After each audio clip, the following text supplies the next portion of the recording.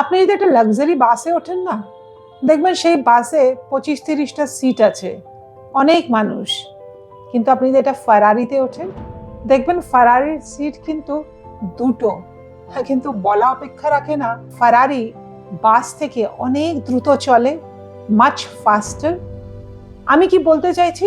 আমি বলতে চাইছি, যখন আপনি মিডল ক্লাস মেন্টালিটিতে আছেন, মিডল ক্লাসের মতো চড়ছেন, তখন দেখবেন আপনার আশেপাশে অনেক আত্মীয় স্বজন, বহু বন্ধু বান্ধব, আপনি আড্ডা মারছেন। কিন্তু যখন আপনি আপনার জীবনে গোলের দিকে এগোচ্ছেন, সাকসেস হচ্ছেন, তখন কিন্তু আপনি ফারারির স্পিডে এগোচ্ছেন। তখন আপনার বন্ধু বান্ধব, আত্মীয় স্বজন আপনাকে ছেড়ে চলে গেছে, অনেক রকম কথা বলছে, এখন তো আমাকে চেনোই না, এখন তো সাকসেস হয়েছে, আমাকে ভুলেই গেছো।